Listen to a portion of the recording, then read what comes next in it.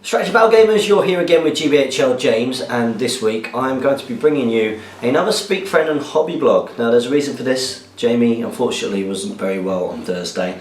I wasn't feeling great myself, I have to say, and unfortunately we didn't get together to do Speak Friend and Question. Now I'm not sure whether we've got any other provisions to do this week, but of course I do need to do my hobby blog. Now one of the things with a hobby blog is that I've been working on the same thing all of the time, and I don't want you guys to get bored. And since there aren't that many questions for Speak Friend and Question, I thought I'd answer them along the way, since this is my favourite show to be involved in.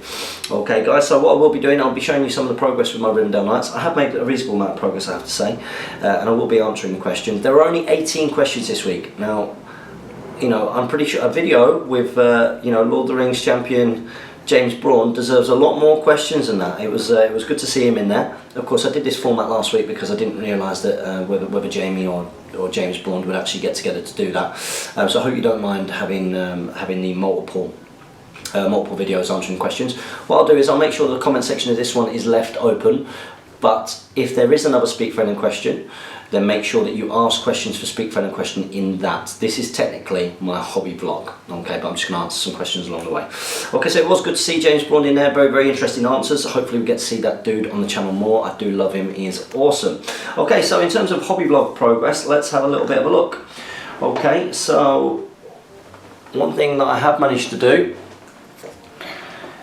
is I've managed to get the Rivendell Knights that have got the black cloaks. I managed to get them based up, and I've also managed to get 2 highlights worth of the silver on them as well.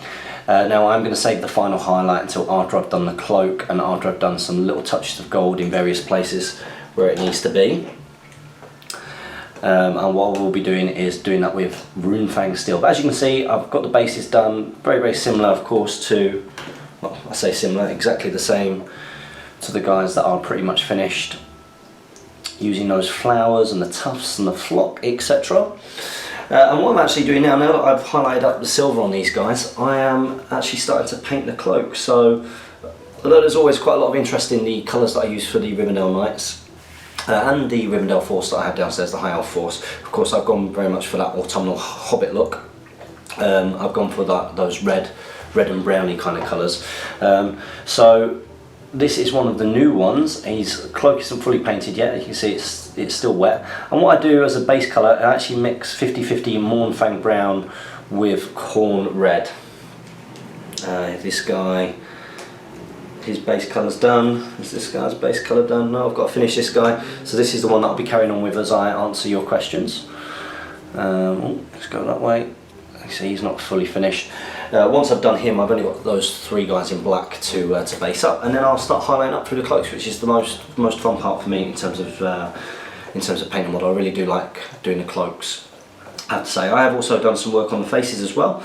The faces on the new guys need some Reichland flesh shade just going over them, and all I've done, because there isn't a lot of room in the face area, because of course the helmet obscures it, I've actually just done the dwarf flesh, and then I've literally just padded the Ungor flesh on the chin, on the lips, just on the bit under the nose there, and where you can see at the top of the eyes, and then the Reichland flesh shade will go in and should create a little bit of a blend. And I have done that already with these guys, so let's see if we can get a bit of focus. There you go. So just a very simple technique. I do find it quite hard painting inside. Oh, gone blurry. I do find it quite tough to paint inside the helmets. I really struggled inside the hood of Aragorn and the Three Hunters. It was the one bit, well, one of 2 things I wasn't particularly happy with. Now I've also painted the face of the captain, and I'm not completely happy with it, and it was late at night and I was rushing, and I am going to paint him again. I think he looks a little bit too cartoony. Let's see. There we go. So I just think he looks a bit too cartoony. I think it's a little bit too dark around the edges. I'm probably just going to whack a wash over that and then go again, especially around the eyes. So that's where I'm up to. Okay, so let's start going into the Speak Friend Question part of this video. We're going to start things off with the AJ Gamer. He's put, thanks for the advice last week. My questions this week are Isengard related. First up, what are your opinions on the hierarchy of the named captains? So very interesting, of course, because A lot of Isengard strength comes in the shamans that can go with them to protect very, very good troops, and also their unnamed captains are very good with the ability to go to defense 7 and be in strength 5. Fight 5 is a very good standard. So he's named here as the named captains Vrashku, Ugluk, Lurtz and Mahur. Of course, I think you've also got Sharku, which you can consider. And also Thryden. You've actually put second is Thryden worth it despite the low fight of 4. Okay, so let's talk about the Uruk-hai captains first. Vrashku is pretty much an auto-include, I think, in a lot of competitive Isengard lists, leading the crossbows. He is incredibly competitive. He just does so much for the force, the ability to do the double shot, and because you will tend to be trying to max out your bows and take all that strength 4 crossbow shots, which really can win out a lot of bow wars just with its strength alone. He's almost an auto-include, so I would definitely put him top. Then it becomes a bit tougher. Okay, now I think out of those, the next 3 that you mentioned, Ugluk, so let's talk about Ugluk. Ugluk seems okay. He's only defense 5 because he's more of that kind of Uruk-hai scout captain. And his special rule is the head taker special rule, if I remember rightly, which means he can kill one of his own Uruk-hai so that everybody can pass a stand fast. Is that right? Now that actually would be very, very good.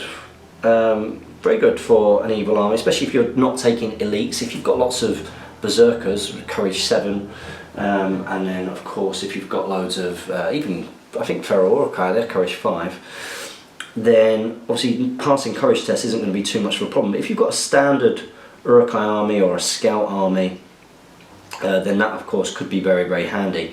The issue with that is of course the prevalence of the Uruk-hai shamans. So if you've got Uruk-hai shamans, you have fury of course, and then you're not really having to worry about courage tests. Although I would like to see Ugluk in an Isengard army instead of a shaman. A little bit tougher than a shaman in lots of ways, can do other things in the battle. You're not wasted one of your hero slots to have him in there, so theoretically it might be able to work. But fury is so good in order to make sure that people pass courage tests to charge as well, charging against terrifying things. So that's Ugluk. So because of shamans, he kind of goes down the pecking order. Lurtz, now of course, he's not really got any special rules or anything going for him. Although he's got a shield, he doesn't get the defense. I mean, if Lurtz did get the extra defense and could use his bow, then that would be. I think he would be okay. He would be able to go in there. I think Damien's used him a few times, sort of choosing to go for Lurtz for the extra might, and of course, for the theme of it as well. It's nice to be able to get Lurtz into an Isengard army, isn't it? It's very iconic from the Fellowship, having Lurtz in there. And I think Damien's also got some very, very nice rare poses, or the rare pose of Lurtz, which he likes to use. And of course then you're getting 3 might instead of with a captain, you're getting the two might. But I would still say that defense 7 is incredibly useful. Defense 5 just isn't really good enough. Lack of any kind of rule. I think he's only got a 4+ shoot value as well with that bow, if I remember rightly. If you're going to have a shooty Isengard hero, you go Vrashku, don't you? So there are a lot of things that Lurtz needs fixing. So Lurtz probably goes down a touch. And then you've got Mahur. Now we do actually see a few Mahur, and that's because Mahur has 3 attacks. I think he has 3 attacks. So you tend to see him sometimes for the fact that he does have those 3 attacks, and because of course some people do like the idea of taking the Marauder upgrade, although from personal experience seeing it firsthand, and also for seeing it with the Nordrin Exiles, I don't think the increased movement has enough of an effect on the game to warrant the extra points that you have to pay for the upgrade. Personally, that's my personal opinion. So in terms of hierarchy, you've definitely got Vrashku at the top. I would say that you probably see Mahur coming in after that, because people tend to choose, well, do you go for the extra attack there with him? And then of course with Lurtz and Ugluk, you're choosing to get the extra might point. So that's my opinion on that. And in terms of what sort of profile do you think Lurtz deserves, I'd boost him up to fight 6, shoot value 3, with 3 attacks, 3 wounds. Well, that's a completely different profile. You've also given him a rule to get +1 defense from a shield despite his bow. Yeah, I mean, I think that would be, I think that's a key thing. If he was defense 6, then that would make him reasonably unique in some ways. Then it reflects the fact that he's still sort of a scout, you know, he doesn't have the heavy armour, but he can use his shield. I think that some kind of rule where he could shoot twice at 3+ would be good. I don't think he needs to be any more than fight 5. But I think that would probably sort him out. If you could have the defense 6 from having his shield and could shoot, and could maybe either have a 3+ shoot value or maybe could take a couple of shots, I think that would work quite well for him. You've also got a list in here. Do I think this would be good for 650 points? Sulla down with a horse, 5 Abakan Merchant Guard and 4 Serpent Guard. Okay, so good start. Warband 2, Sharin, who's your general. That's a good call with his Elven Cloak. 4 Watch Shikana with bow, 5 Haradrim Warriors with bow and spear. Warband 3, Haradrim Chieftain with bow, 4 Watch Shikanas with bow, 4 Haradrim Warriors with bow and spear, 1 Haradrim Warrior with bow, and then you've got the Golden King with 4 Abakan Merchant Guard and 4 Serpent Guard. Yeah, it looks okay. You know, you've got plenty of Watch Shikana, although maybe you've not fulfilled the full Serpent Sting, which is always worth doing if you've got the models. You know, remember guys, it's very easy for us to sort of comment on a list, but we've got no idea what models you've got, so I could turn around to you now and say, oh well, you need to put in more Watch Shikana and maybe replace your Haradrim Warriors with bow and spear with Serpent Guard as a rear line, 50% of the Watch Shikana, but then of course I'm changing your list completely. So I think it would do okay. I think it would do okay. So I hope that helps, AJ Gamer. Thanks for your question. Next up, we've got David Whitaker. YouTube told me there was an error posting the Snog Marry murder comment, so I gave up. Looks like I did post it all those times after all. Well, thank you as ever for being involved in Speak Friendly Question, David Whitaker. I hope you've got a question higher up. So next up, we've got Al Wood. Al Wood is of course coming to the redesolation of Stockport in October. It's getting close guys. I hope you're all looking forward to it. I certainly am. Seeing how it pans out, and also catching up with all of my friends in the community. I've not really been able to see everybody too much this year, so that'll be really nice. Although I am looking forward to Longbottom Carnival as well in a couple of weeks. It'd be nice to see everyone there. You put, I really enjoy Speak Friendly Question. Not GBHL did a great job of standing in, and I hope that he will do some more Speak Friendly Question. Well, I watched it, and I think he did very well as well. I thought he complimented Jamie nicely. You know, Jamie does need that sometimes. You know, someone who will chat away and someone to have that interaction with. Although Jamie's improved massively since we started in that respect. I've seen him do a few videos on his own, and his confidence is much higher, which is good to see.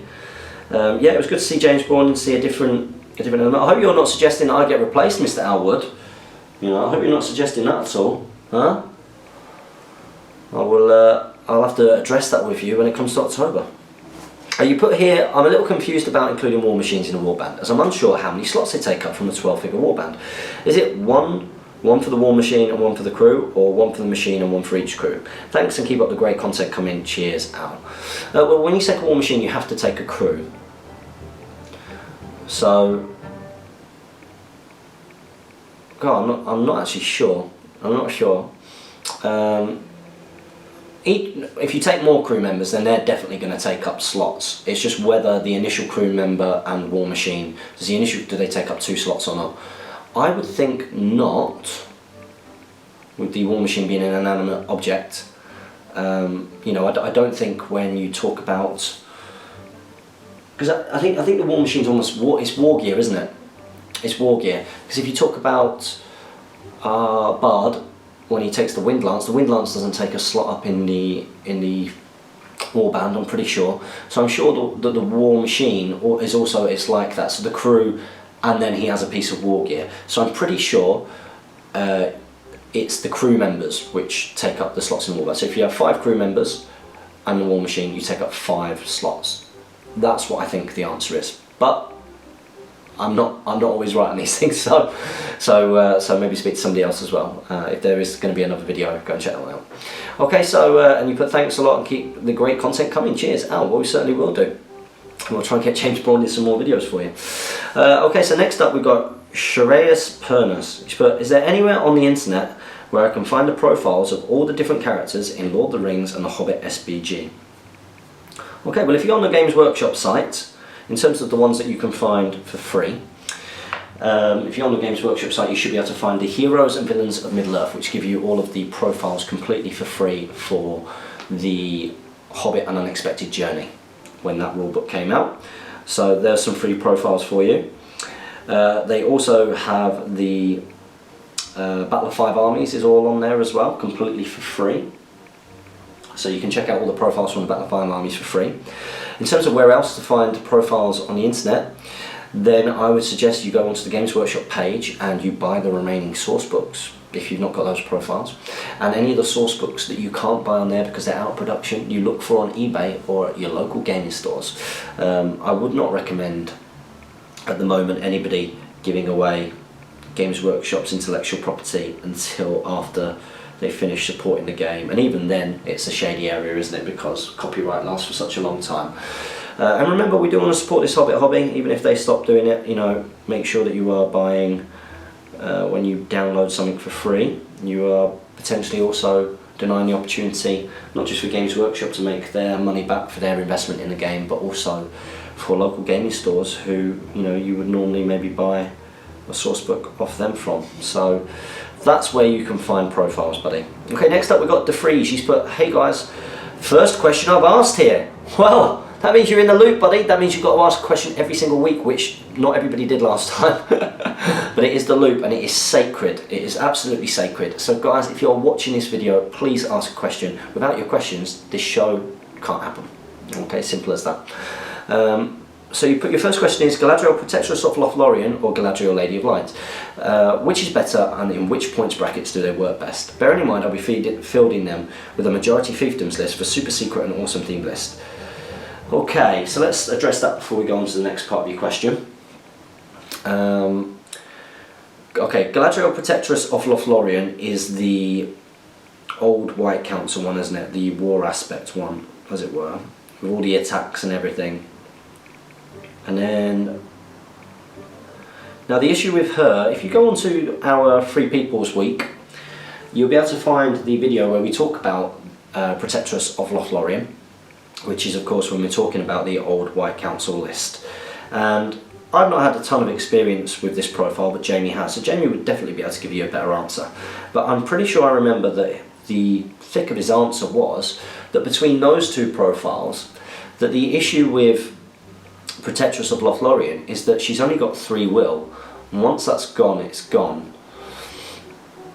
and she can no longer do some of those other things. Whereas the new one, she's not having to sort of channel blinding light, it's there as an aura, so it's not going to go away because her will's been drained, and she gets that 3 point per turn, and she's got banish, which means she's good anti-ring wraith, which, you know, ring wraiths are going to be a big problem if you've got a Manish army, a Kingdoms of Men army. So I would definitely say Galadriel Lady of Light is probably going to work best for you out of those two. You put second question would be, how well do they synergise with fiefdoms list at all? Sorry for the double ask. Well, like I say, I mean, the new Galadriel could probably synergise quite well. She's giving you blinding light. Remember, Kingdoms of Men, they don't have any casters. You do have to ally them in. So it does mean that you've got blinding light, which is going to protect you against armies which have got a more superior bow threat, which is most of them, especially in that fiefdoms list. You know, if you're taking a pure fiefdoms list, Black Veil root archers aren't really going to be competing with a lot of the very good bow heavy armies out there, so she'll help you get towards the battle line. And of course she's pretty good anti-magic, anti-evil magic in particular, so she's going to help you out on that front. So I think that she could synergise quite well. You have to let us know how you get on, buddy. Okay, don't apologise for the double ask, that's absolutely fine. We've not had loads of questions this week, so double asking is handy. Okay, so next up we've got David Whitaker again. He's put, good to see one of the Nottingham massive on the channel. Yeah, really good to see James on the channel, and good to see him generally. Looking forward to catching up with him soon. But this week I've been working on my Guild Ball team finally. If you had to pick a 6-man team for Middle-earth, who would you pick? Your captain should be a mighty hero, and your mascot should be something suitably rubbish. You put e.g. Hobbit, Sebastian, the Raven, Thorin Sands to get Dane, or a Warg or something. Totally well thought out question. Sports. Okay, good question. So first of all, I think mine would have to be a good army. I do prefer good armies, so mine would have to be a good team. Okay, so who'd be my big dude who does all the smashing up? I think I'm going to go for Bayonne. Bayonne's going to be sort of my defensive midfielder. I'm going to have Treebeard as my goalkeeper effectively, so he's going to be just behind Bayonne. I think in the centre of the park, controlling all of the play, making stuff happen, I think I'm going to go for Boromir, because he's got that bit of Roy Keane and can use might to make things break up play, smash things up. I'm going to have Aragorn as my striker with his mighty hero. When the defence have got tired legs, he's going to still be able to keep on going. And then as my two wingers, I'm going to have Saruman the White on a horse, and I'm going to have Gandalf the White on a horse, because they're just going to be able to do things from the wings, ping things across. They're going to make stuff happen in the centre of the park, you know, pull other players out. I think that would be a pretty strong team. What do you reckon? What would your team be? Okay, so next up we've got Shen Barnes. He's put, thanks for answering my question. My question this week is it worth taking Legolas mounted? Thanks, keep up the good work. That's a good question. A good question, of course, because Legolas mounted means that you're not benefiting from the fact that he can have an elven cloak and sit behind the lines. And one thing that Legolas is very good at is sitting behind the lines of an army and getting you victory points by killing enemy generals or sniping character horses or taking out enemy shamans and banners and all of the things that really help contribute towards the game. And of course, if he's got an elven cloak, he's gonna be able to do that role even better. However, on a horse, yep, you might not be benefiting from the elven cloak, but it does mean that when it comes to combat, when combat does happen, he's going to be able to do a bit more, as all heroes can do when they're on a horse. I personally, I think it really depends what kind of army you're taking. So for example, in Jamie's Wood Elf or Woes Elf army that he would take it on foot most of the time. And the reason why I take him on foot is because of the type of play style of the army. So the army is very much a sit back and shoot, or a gradually move forward, gradually move back army that focuses on, you know, shooting the enemy. And with that in mind, Legolas doesn't really need the horse. He just can sit behind and he can do his job basically. However, you know, let's say I decided to take Legolas in my Rohan army, or let's even talk about my Rivendell Knight army. I have Legolas and I have him on a horse. And the reason I've got him on a horse is so that he can keep up with the rest of the army. I have a wizard in there, so Blinding Light is going to offer a little bit of protection in that sense, which is, of course, going to be very handy. So therefore, he doesn't necessarily need the Elven Cloak. And therefore, you know, to keep up the rest of the army and to make sure that he is even more beefy when it comes to combat, then I've got him on a horse. So I think it completely depends on what kind of army you bring in and what kind of role you want to bring him as.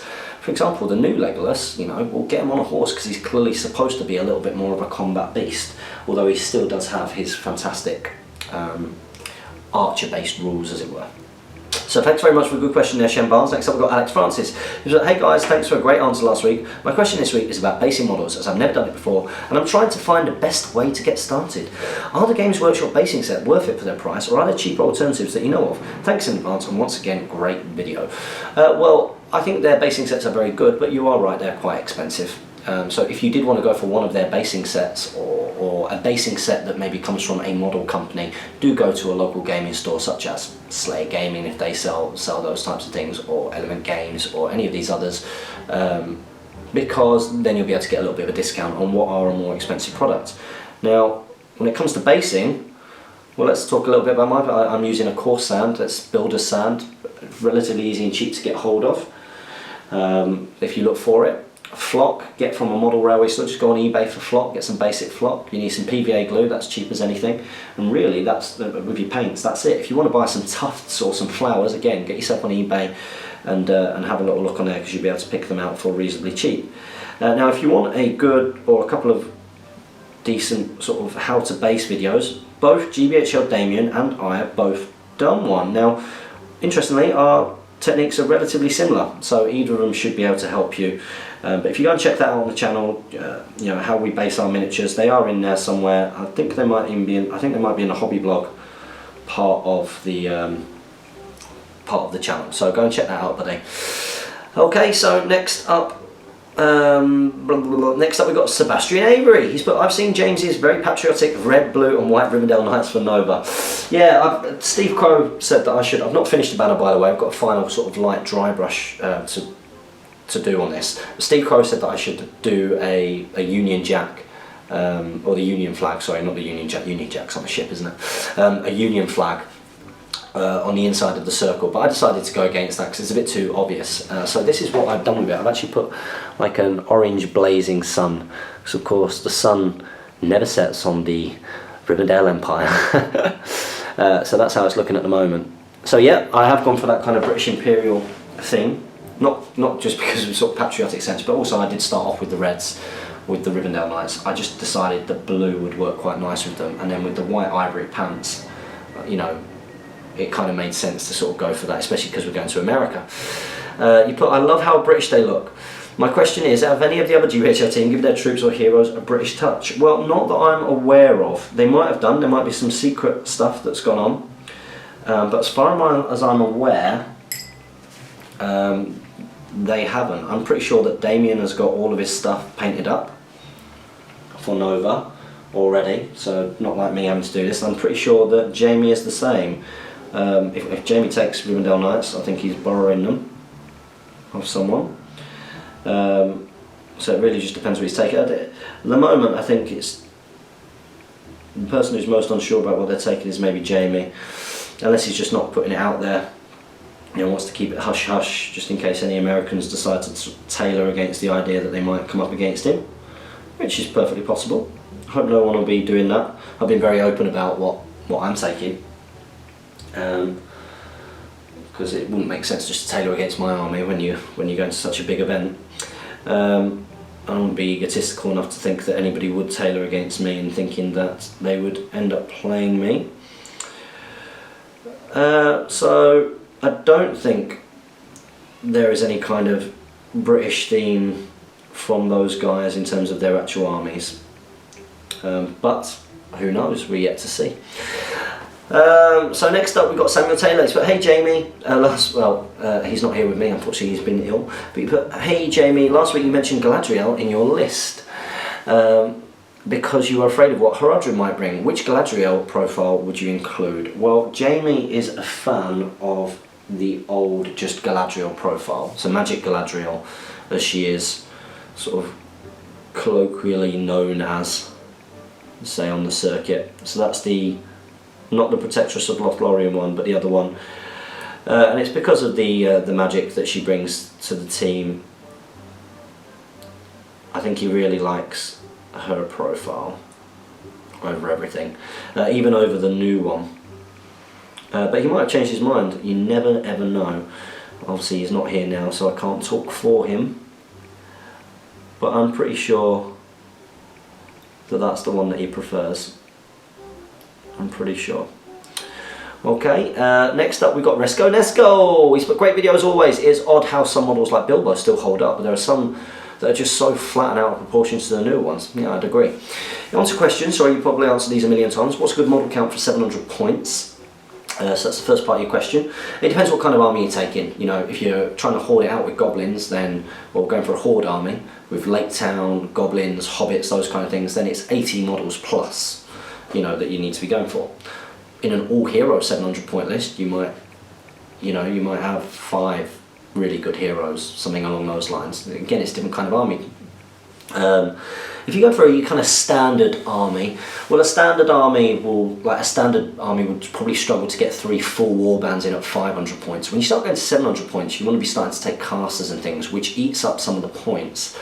But I would say that 3 full warbands as a minimum is really what you should be going for. So maybe about 30, maybe between 36 and 40 models as a minimum number at 700 points. That's might be an idea, but again, it depends what kind of army. You've got a cavalry army like this. This is a 700 point army. It's a cavalry army. The models are sort of multi-role, so you know you've got your archer and your shock troop all in one model, and as such, you can take less of them. Of course, it does mean that if everything goes wrong, I will break easy. and it means it's harder to get objectives in certain objective games, but apart from that, there we go, that's another one finished. 2 more to go. So yeah, that's what I think really. I think 3-4 warbands is a good idea. Anyway, you then put, how should you play when playing against an army with far more models than yours? Well, I'm constantly in that situation when I take my all-mounted Rohan to lots, unless of course you're up against all hero, or you know, the ring race on Felbeast and stuff. You tend to be up against more models. The key thing, first of all, is, you know, what scenario are you playing? What are the objectives? So there are certain scenarios where it helps you that you are less models, you don't give away as much. So for example, Lords of Battle, or As It Was, certainly did that. If you're playing to the death, then again, look at who's the enemy leader. They've got more models than you, so it's going to be harder to break them. So your VPs are going to come from, have you got a banner? You know, do they have a banner? Do you need to take that banner out in order to win the game? And who's their leader? So trying to force multiply against that kind of point. And you know, using things like terrain and heroic combats and things to maximise your hits at certain moments. And using terrain to, of course, make sure that you don't get overwhelmed. You don't necessarily want it to become a grind out too much unless you've got a very elite survivable sort of small core force, you know, because if you're up against lots of enemy models, that's a lot of enemy dice going against you and a lot of potential rolls that are going to go against you as well. So that's something to think about. Of course, if you're up against things like on hold ground or high ground, then you've really got to try and whittle them down. Do you have any bows? Can you whittle down their numbers? Keep an eye on the clock. When it's coming towards the end, that's when you need to jump on the objectives. You know, objectives is the key thing really, as the main consideration. So it's what are the objectives of this, and how, because of my opponent's army, how can I then win those objectives based on what he's got? And you've also then put, this will be my reply to GBHL James' video. This is my last Speak Friend and Hobby vlog last week. Okay, I admit these Nova armies aren't cheesy, just very competitive. Okay, they are competitive armies. I'm not sure cheesy, but they are competitive. Rivendell Knights are very competitive. Damien's Isengard army at 700 points, very competitive with Saruman and Grima. These are very competitive armies. Jamie and Tom's Wood Elves, very, very competitive armies. You put, hope you still have fun with it though, but anyway I agree, that old Soledad model was awful. Yeah, it was an awful model. I really dislike that model. Yeah, I'll try and have fun with it. It's, to be fair, if you take a shooty skirmishing army, then it's not as much fun for your opponents. If you play it like that for the whole game, you know, last time that I took Rivendell Knights to a tournament, I probably played it a little bit too much like that in certain games. So I had a game versus Sam Page, and I was just so worried about the fragility of my force, all of his strength 4 Hunter Orcs, that even when I'd won the game, I carried on not really giving him a game and running away. Then again, I was still a relatively new player at the time, so I didn't really understand that I had actually won. But you know, it's tournament play, so at some tournaments you go to play to win, and you've got to play to the strengths of your armies. You know, the strengths of Damien's army is to control the battlefield from a central point with his all those crossbows, and use Saruman very, very, very well to control your heroes and pull troops out and jump on them and get the jump on your army with his very sort of high strength force. Jamie's Wood Elf army, again, it's a sit back shooty force, you know, that relies on trying to get the enemy to come to you. Cavalry army, so let's say my Rohan, you know, my Rohan, really, again, it depends on the scenario, but it's about trying to get the odds in your favour by either whittling down the enemy with bow fire or pulling them out in a position so you can then charge vulnerable areas of their line and get the jump on them to maximise your charge. So these are all things to consider. Okay, so next up we've got Jack Hartwell. He's put, hi guys, great vid. I'm currently building an all-mounted Mordor themed army. All-mounted Mordor, I like it. Mongol Knights led by the Knight of Umbar and Shadow Lord, both on armoured force. I really like the idea and the look of more than anything. I haven't tried it in game. Do you think it could work competitively? Look forward to hearing your views. Cheers. Okay, so Mongol Knights are good. Okay, let's talk about the strengths. The strengths, well, they've got a lance, they're defense 6, they cause terror, they've got armoured horses. Okay. So those are the strengths. What are the weaknesses? Well, the weaknesses of cavalry generally are if you get countercharged and you're losing that extra attack dice. So that is one of the things. Now, of course, because you cause terror and you've got ring raids in there, that's a good little bit of synergy. That means countercharging you isn't going to be as easy, although there's a lot of fury out there, so that would still be a problem sometimes. You can't just rely on that against certain armies with all the shamans that are about. In terms of the people that you've chosen as leaders, I think Knight of Umbar on an armoured horse is a good solid choice. Let's say that we're going for that cavalry army, we're not bringing in fell beasts. He's a solid choice, he's a good combat wraith. And I would say that even the Witch King will tooled up, give him the Crown of Morgul, so he's getting 4 attacks on the charge. He's not a bad choice either. Now, I would say that the Shadow Lord, of course, what are the perks of taking the Shadow Lord? Well, he's not a bad caster, but of course you're usually taking it for Pool of Darkness. But because you've got armoured horses, yes, you know, against elven bows, that's going to be a bit of an issue, strength 3 versus defence 5. But against most shooting armies, against strength 2, defence 6 on top, strength 5 below, defence 5 below, they're going to mostly need 6s to wound you with shooting. So I'm not sure that the Pool of Darkness is as important to your army as something else which could be better. And I think what could be better if you want to take a Wraith on an armoured horse with that army is to take the Dark Marshal, because of course the Dark Marshal acts as a banner for warriors. And because you've got cavalry, that could be incredibly important, getting a banner in there. And having the banner on a hero, of course, means that that banner is less likely to be able to go down. So I actually think the Dark Marshal, especially because he's not bad combat wraith, he's fight 6 as well, which is pretty good. So he's going to be able to sort of take on some of the heroes that might cause your actual Mongol Knight some problems. And then of course, because you've got the raids in there, you know, the minus courage modifier should help with the counter charge, and the fact that then you've got the Dark Marshal, if you are counter charged, that means that you're still getting to re-roll that dice if you don't win the fight. So I think it could be really cool. I've theorised it myself in the past. I don't know if you can tell. Okay, so the next question is from Dave Egan. He's put, hello gents, questions for this week. Does Panic Steed work on Azog's White Warg? I don't see why not, but Azog's White Warg automatically passes courage test, so I think what would happen is he would be thrown from his mount with Panic Steed if he fails to resist it, but then the White Warg wouldn't flee the battlefield because it automatically passes courage test, so I think that's what would happen. You then put in the shoot phase, Smaug breathes fire and a bunch of models are affected. Models that survive are immediately take a strength 10 hit and then are set ablaze.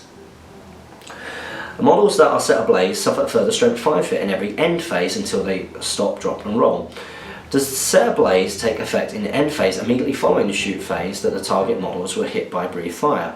I played Smaug a few times recently against my friends, and some of them thought the set ablaze took effect in the end phase, the turn after the models got hit by breathe fire. In one game I breathed fire against a warband of high elves led by the twins. 4 out of 9 high elves died immediately from the strength 10 hit, and then one of the twins spent 2 fate avoiding dying, and in the end phase another 4 elves died and another twin took a wound.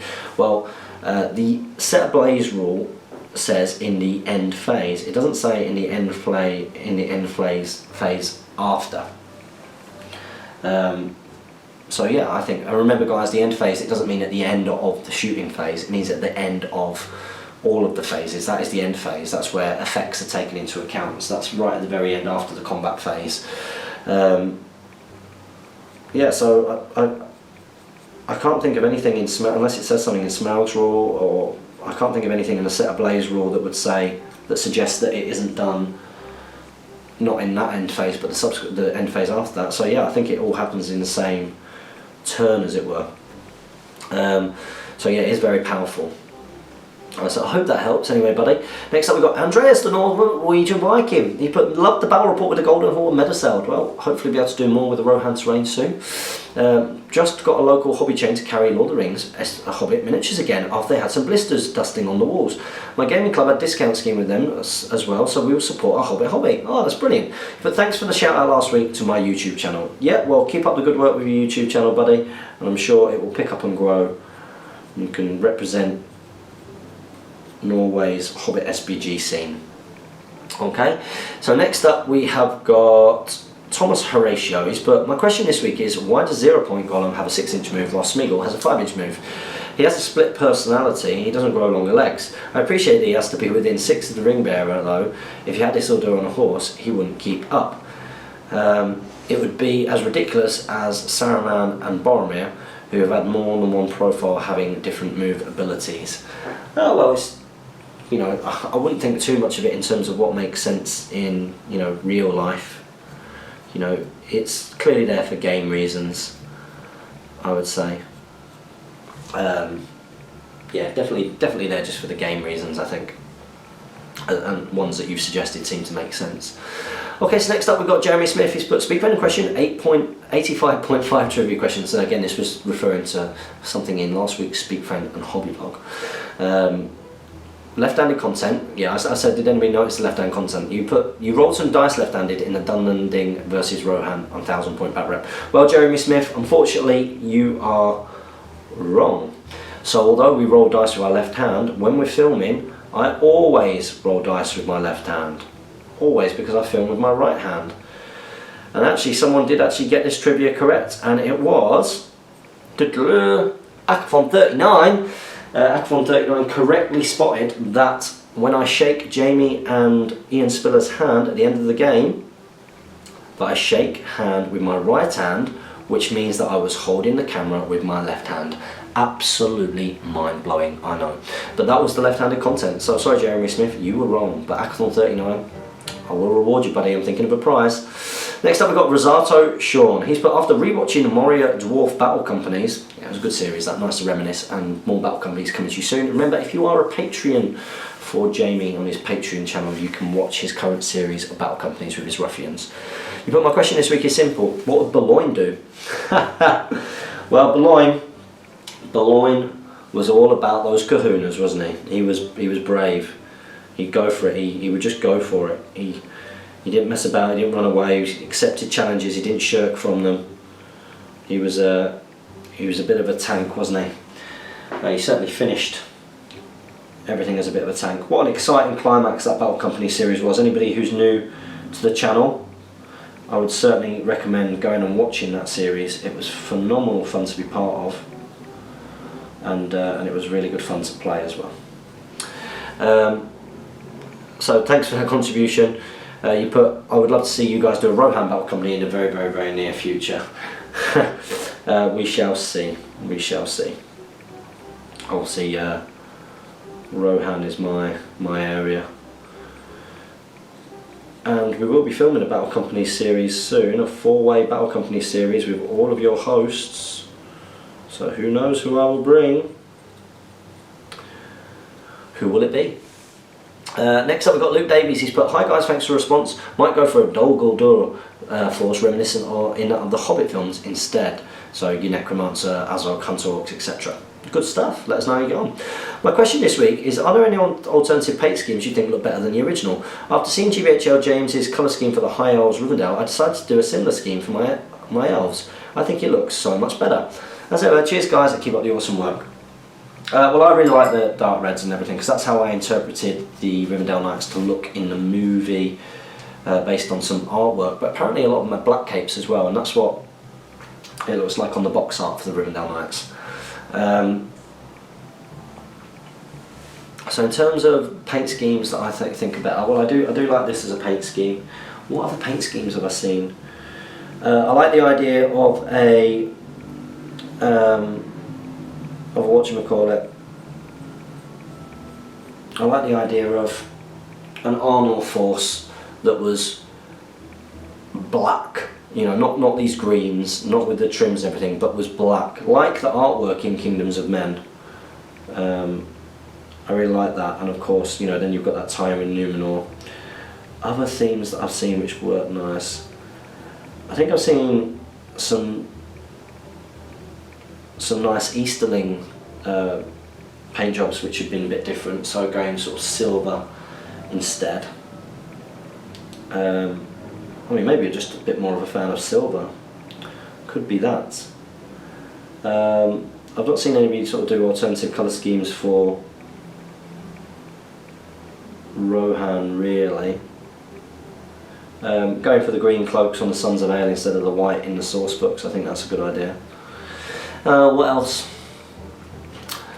Oh, I think Sam Page did some nice Warriors of Dale, going for like a blue scheme instead of doing the sort of the orange colours. I think that That looks quite nice. So yeah, I'm sure there are plenty out there, just can't think of them all. Okay, so next up we've got James and his stuff. He's put, hi, how competitive would an all Dunedain and Rangers of the North and Rangers of Arnor list be? Thanks. Okay, so you mean like a grey company. So if you've got the Rangers of Arnor to max out the bow limit, then of course you need your Rangers of the North or the Dunedain, and then of course you need your leaders to lead that. It's probably going to be Halbrad and Arathorn probably, or a Malbeth, something along those lines. How competitive can it be? Well, I think before the old move and shoot, and when it used to be volley fire and stuff, I think they were very competitive.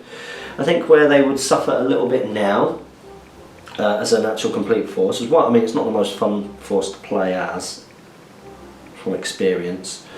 You know, when you're doing the actual full grey company theme.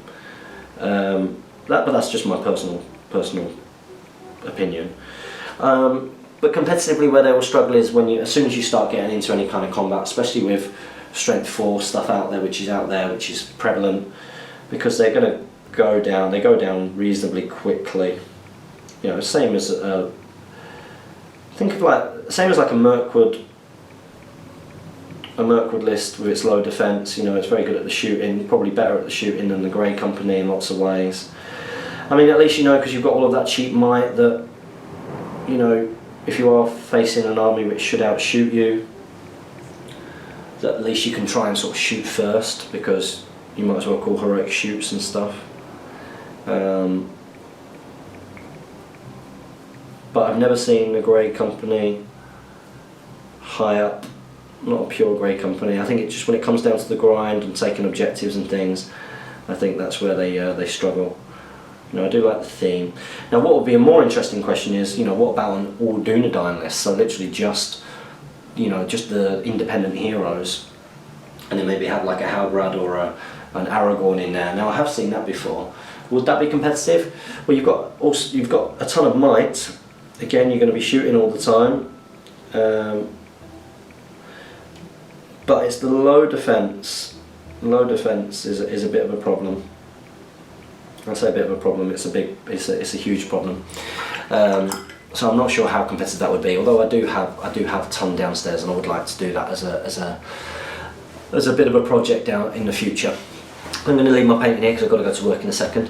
So I'll just finish off these last 2 questions. So first up, we've got Matt Patterson. He's put, hi guys, I was wondering how good Shagrat War Leader was, as you want him to lead some Morannons. He's very, very good. Very strong, you know, decent fight value for an evil model. He's got that knockdown rule where if he wins the combat he knocks you down, so he's getting double strikes, which means he's likely to kill, and Morannons are solid. And you put, also, I've started an SBG page mainly for reviews. Could you do a scouring of YouTube for me? It's Hobby Spawns. Well, there you go. If anybody wants to scour YouTube for Matt Patterson, then go and check that out. Okay, and finally, we've got my doubles partner, J22. He's put, hey James and Jamie, firstly, just over a week to go until Longbottom. Yep, that's why I've got to get these bad boys done. And then on to Nova. Is the excitement building now you're getting closer to the tourneys? Yeah, it certainly is. I'm determined to get these finished and looking good. I really do have to make a start on Legolas though, so these guys need to be finished tonight really. When I get back from work I'm gonna really sort of make a surge to finish them. There's not too much left to do. I mean, once the cloaks are done, it's the bows, it's the lance shafts, so the wood, and then there's just some little touches of brass and things that need going, and a little bit of highlighting up on the silver. Right from flesh shade and faces, boom. But then now Legolas needs to be done. I am very excited for Nova. I am excited for Longbottom as well. There's a little bit of me with Longbottom that is, I'm very excited for the event, but in terms of the gameplay itself, I'm a little bit nervous because, of course, this year I've not really played competitively. I've not been to many tournaments, you know, and it shows. It shows when you don't play for a while, you just miss things. And it will be my first competitive event for a long time, like for nearly a year. I know that we won doubles, but it wasn't a competitive event in that sense, you know. It's different. So I'm a little bit worried that, you know, I'll go there and I've done all this sort of hard work and, you know, want the list to do well for America, and I'll get smashed. But then again, at least then it gives me a chance to sort of learn before I go over to America. So I've got a little bit of a worry for that, but Washington I'm very excited for. I'm very excited to meet all the guys over in America, all of the Canadians coming down, everybody who's travelling over to Washington DC for that event. Picking up a couple of things from there as well, which should be exciting. So I'm really looking forward to that, and to seeing Washington and being a tourist. That should be good fun. You've also put, Jamie, what list to be finalised for Nova? I've got no idea. He didn't do very well at Charles's 600 point tournament, and I'm pretty sure he was doing his Wozels with an eagle there, although he didn't borrow an eagle, so maybe he didn't take the eagle. Maybe he just did the other part of it. So he didn't do very well. Now that might be because he didn't do well in his first game. Jamie has got a thing at tournaments, whereas if he doesn't enjoy like his first couple of games or doesn't do particularly well, then he does just stop bothering. In a lot of ways, not all the time, but that's something that I've noticed with him before. So maybe that happened because it's a surprise that that list and him would come so low. But I'll have to speak to him about it. I've got no idea what he's going to take. And then you put, look forward to catching up with you guys next weekend. Well, we look forward to seeing you too. I'm looking forward to seeing you. Look forward to seeing everybody there. I hope you've enjoyed this. Is this the last hobby vlog? I don't think it's the last one. How many more hobby vlogs have we got?